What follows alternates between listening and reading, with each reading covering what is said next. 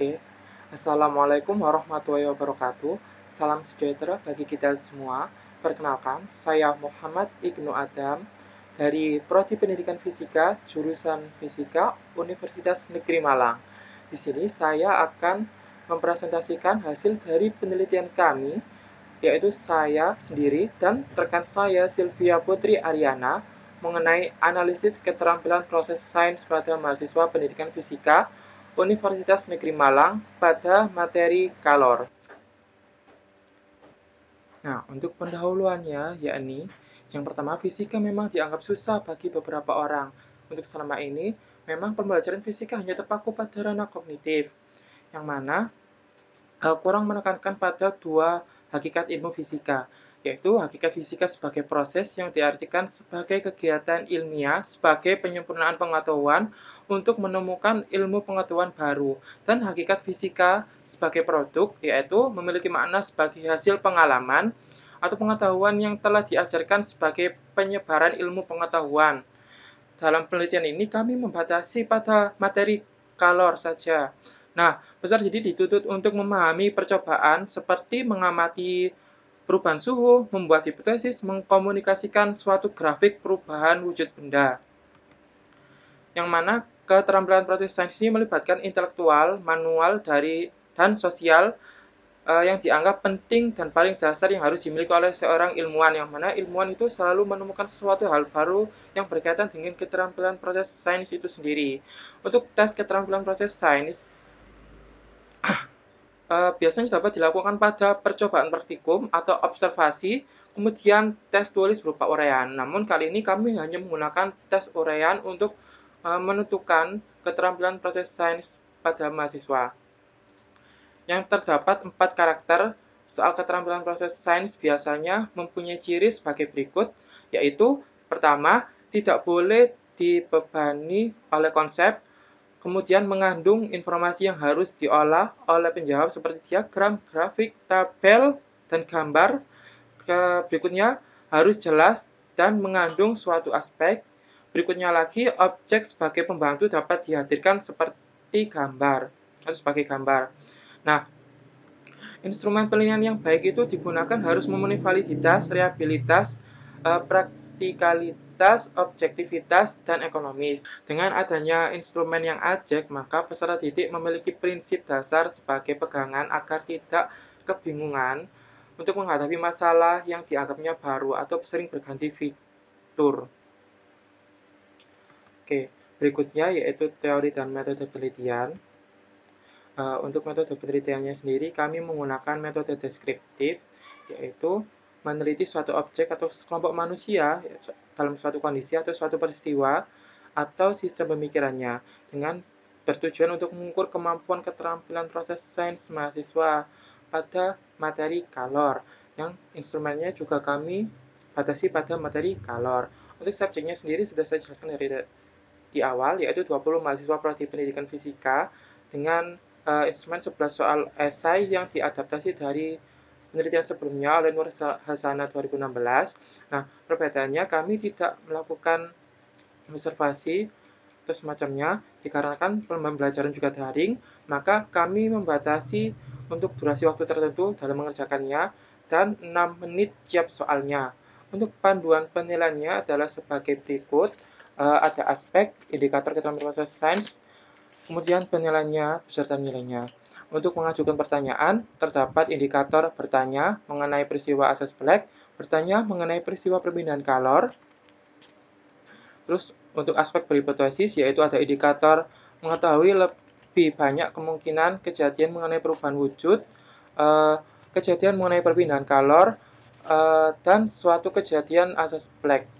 Kemudian aspek merencanakan percobaan, yaitu menentukan alat atau bahan yang akan digunakan mengenai percobaan asas black dan juga mengenai percobaan perubahan wujud. Kemudian untuk aspek menafsirkan atau interpretasi, yaitu menemukan pola dalam suatu seri pengamatan mengenai percobaan wujud benda. Nah, kemudian menyimpulkan pengamatan mengenai perpindahan kalor. Dari semua itu tadi mempunyai penilaian atau skor sebagai berikut. Untuk menjawab benar dengan kriteria lengkap, yaitu 4. Menjawab benar dengan kurang lengkap Pendapat 3, menjawab benar dengan kriteria tidak ada, maka 2, terus jawaban salah 1, dan tidak menjawab 0. Kemudian ada pilihan yang berbeda, yaitu berkomunikasi dengan baca grafik atau tabel mengenai perubahan wujud. Untuk skornya dapat dilihat sebagai berikut. Kemudian menunjukkan alat atau bahan yang digunakan dalam menentukan langkah kerja. Itu sama dengan penskoran yang tadi. Nah, dari sini kita tahu bahwa semakin besar nilai yang didapatkan oleh mahasiswa, maka semakin tinggi pula kemampuan keterampilan proses yang dimiliki oleh mahasiswa tersebut. Berikut adalah contoh jawaban dari salah satu subjek penelitian kami.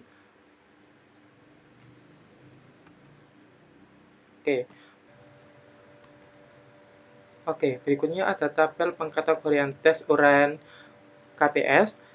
Untuk kategori mahasiswa atas, sedang, dan bawah dapat dilihat sebagai berikut.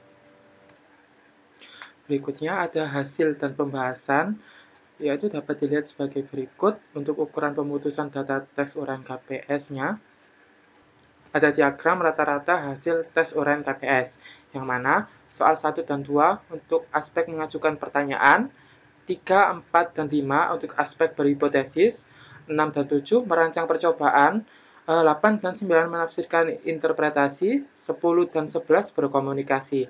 Untuk presentasinya dapat dilihat seperti pada. Oke, berikutnya analisis untuk pengajuan pertanyaan pada aspek tersebut.